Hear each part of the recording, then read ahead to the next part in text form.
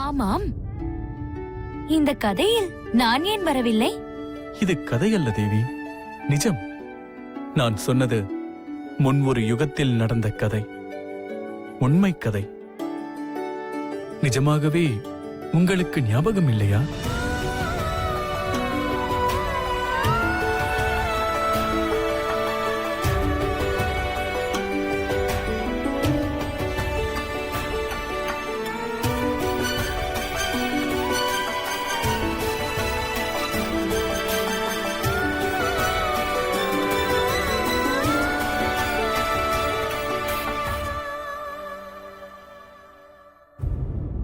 மறப்பேனா நான்? நன்றாக நினைவிருக்கிறது.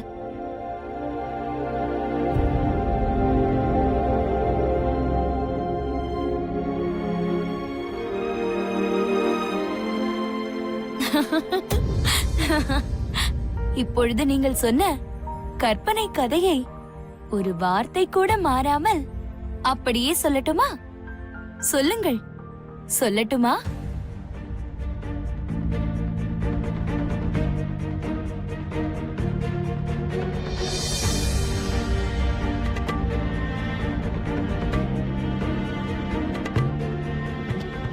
நான் மச்சாவதாரம் எடுத்த கதையை சொன்னால் என் தேவிக்கு பழைய ஞாபகம் வரும் என்று நினைத்தால், ஞாபகம் வந்ததாக தெரியவில்லை. என்ன செய்வது?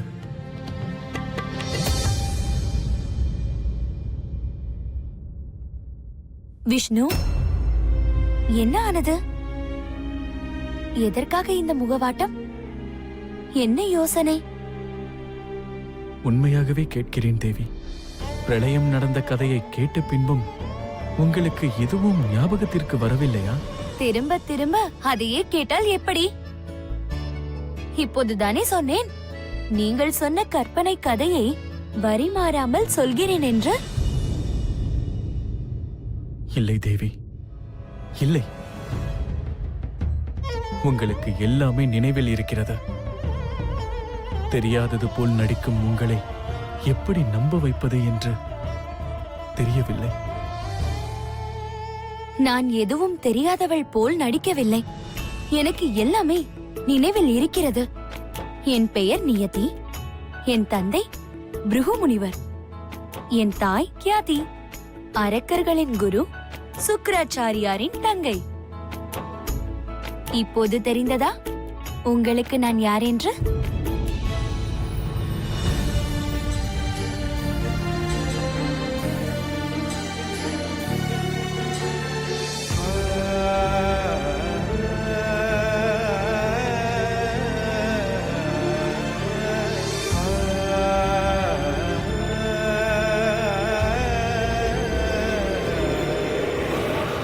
விஷ்ணு,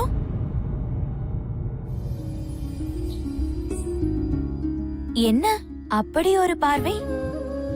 இந்த பார்வை நான் யார் என்பதை மறக்கடித்து விடும் போல் இருக்கிறது. நான் உங்களை இகழவில்லை, புகழ்கிறேன். கற்பனை கதையை சொந்த கதையை போல் சொல்லும் சாமர்த்தியம் யாருக்கும் அமையாது. இயற்கையின் மேல் ஆணையாக சொல்கிறேன், உங்கள் கற்பனை கதை கண்ணெதிரில் நடந்த கதை போலவே இருந்தது. என்னை அந்த கற்பனை உலகத்திற்கு கொண்டு சென்று விட்டீர்கள். பிரமாதம், அற்புதம்.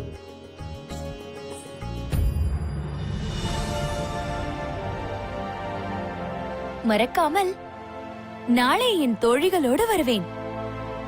என்னிடம் சொன்ன கற்பனை கதையை அவர்களிடமும் சொல்ல வேண்டும், சரியா? தேவி,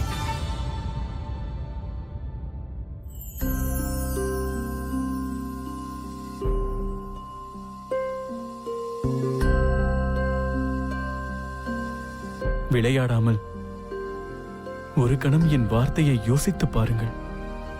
நீங்கள் யார் என்பது உங்கள் நினைவுக்கு வரும்.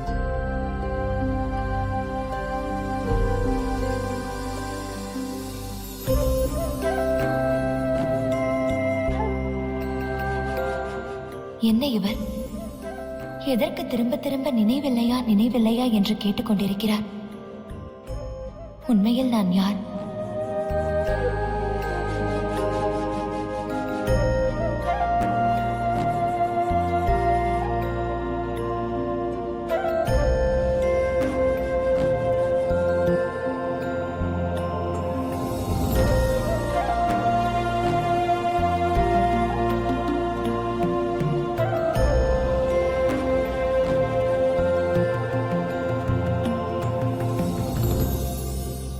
சுவாமி, விஷ்ணு தேவன் லக்ஷ்மி தேவியை கண்டுபிடிக்க எல்லா முயற்சிகளும் செய்து கொண்டிருக்கிறார் அல்லவா? ஆம் தேவி.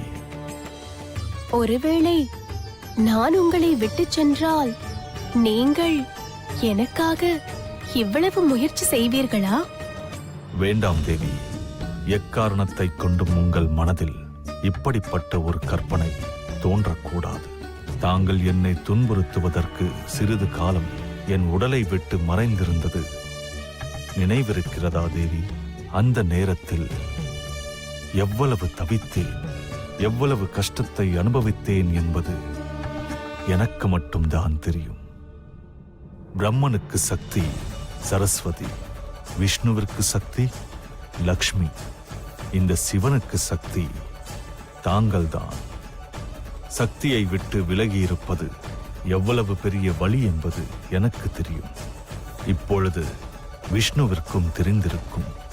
தயவு செய்து இனிமேல் என்னை விட்டு போவதை பற்றி நினைக்காதீர்கள்.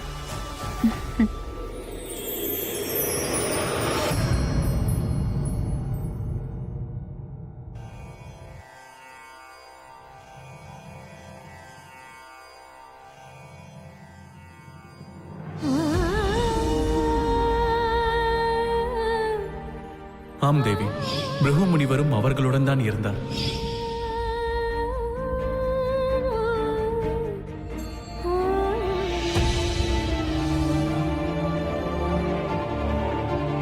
விஷ்ணு சொன்னதை நம்பலாமா?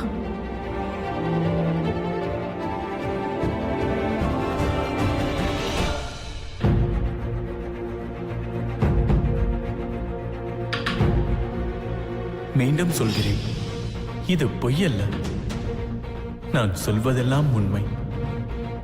நதிக்கரையில் நடந்ததை வார்த்தை மாறாமல் சொல்கிறேன்.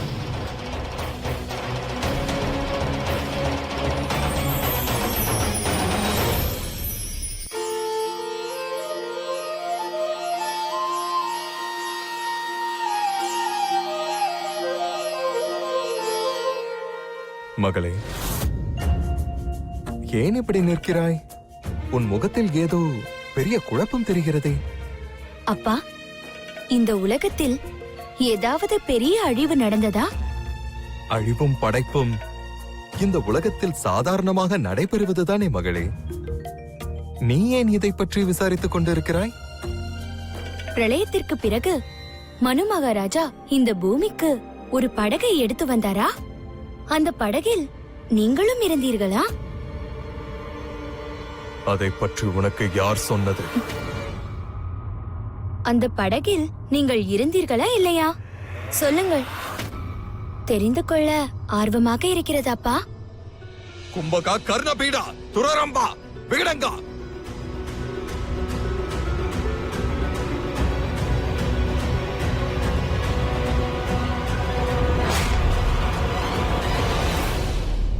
என் மகளை பத்திரமாக பாதுகாத்து அழைத்து வர உங்களை அனுப்பினால் நீங்கள் அந்த விஷ்ணு என் மகளை சந்தித்து பேசியது கூட தெரியாமல் கண்டும் காணாமல் இருந்து விட்டீர்களா?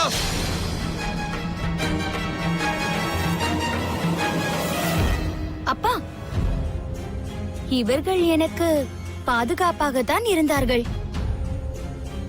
நான் தோழிகளுடன் வரும்போது எல்லோரும் பெண்களாக இருப்பதால் இவர்கள் சற்று தள்ளி இருந்தார்கள்.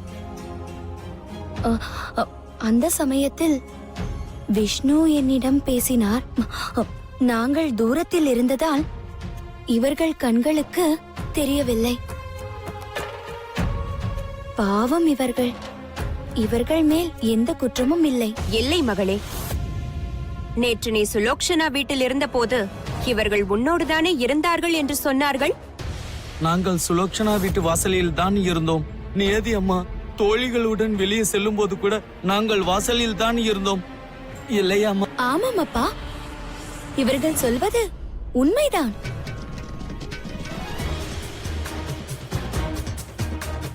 என்ன இருந்தாலும் என் மகளை ஜாக்கிரதையாக பின்தொடர்ந்திருக்க வேண்டும். இனிமேல் எந்த ஆண் மகனும் என் மகளை சந்தித்து பேசக்கூடாது. மறுபடியும் உங்கள் பாதுகாப்பில் தவறு நடந்தால் நீங்கள் நினைத்து பார்க்க முடியாத தண்டனை கிடைக்கும். ஜாக்கிரதை. கிளம்புங்கள்.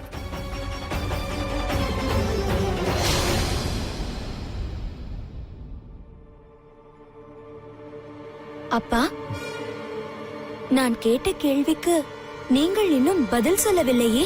நீ கேட்ட கேள்வி மேலும் பல கேள்விகளை உருவாக்குகிறது மகளே. நான் என்னவென்று சொல்வேன்? விஷ்ணு உன்னை சந்தித்து பேசியது உண்மை என்றால் அவன் மிகவும் புத்திசாலி. அது மட்டுமல்ல, பெரிய ஏமாற்றுக்காரன். இதுதான் நான் உனக்கு சொல்லும் பதில். ஜாக்கிரதை மகளே.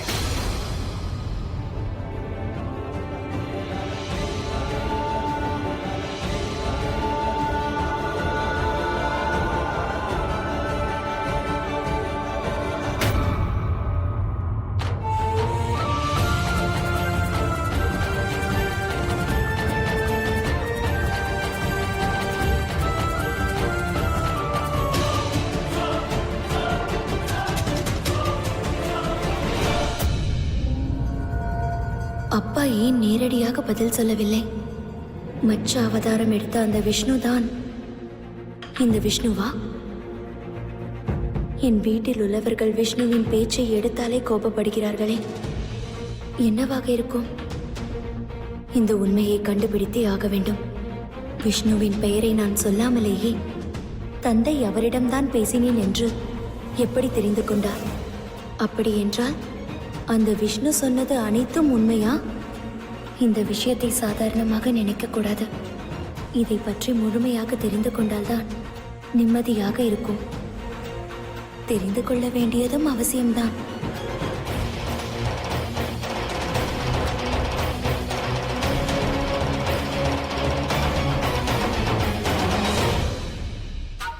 விஷ்ணு விஷ்ணு விஷ்ணு, யார் அந்த விஷ்ணு? மரணத்தின் வாசலில் நிற்கும் என்னை காப்பாற்ற கன்னி பெண்ணின் ரத்தம் வேண்டும் என்று உங்களை அனுப்பினால் ரத்தத்தோடு வராமல் ரத்த காயத்தோடு வந்த கோழைகளே, சொல், யார் அந்த விஷ்ணு? யார் அவன்? நான் இப்போதே அவனை பார்க்க வேண்டும்.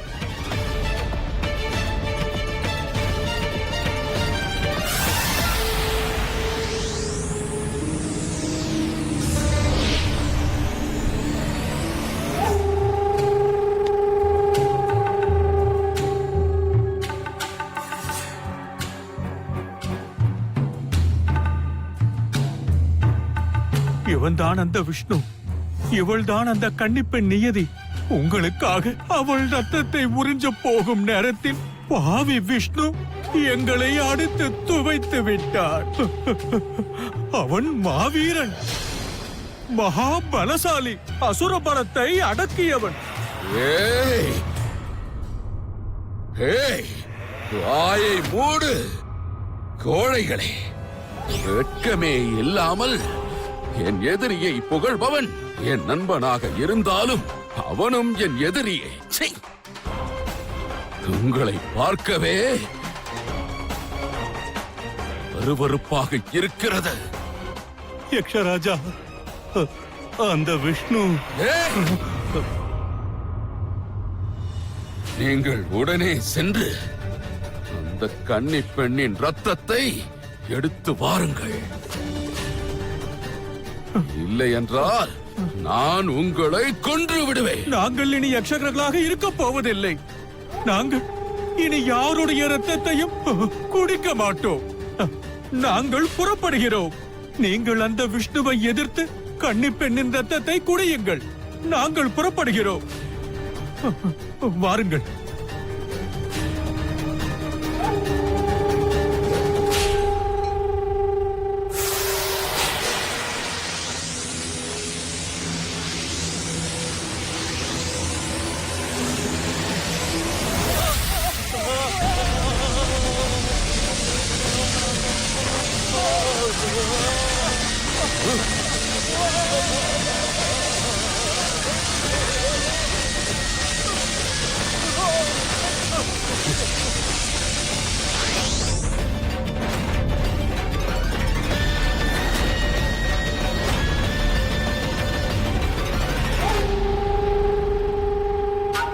அந்த கன்னியின் ரத்தத்தை குடித்து விட்டால் நான் வாழ்நாள் முழுவதும் இளைஞனாக வாழ்வேன்.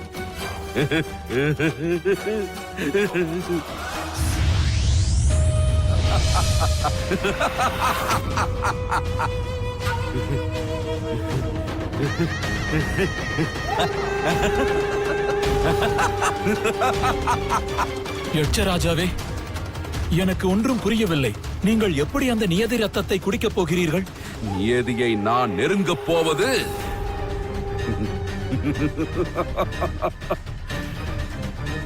என் உருவத்தில் இல்லை, அவளை காப்பாற்றிய அந்த விஷ்ணுவின் உருவத்தில்.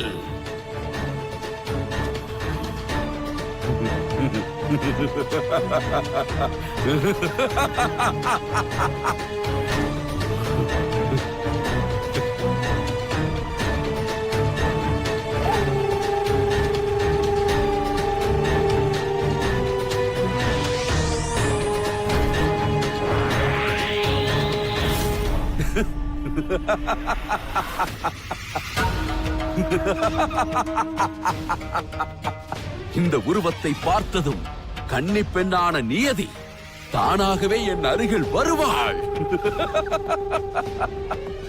வந்ததும் அவளின் மொத்த ரத்தத்தையும் நானே குடித்து விடுவேன்.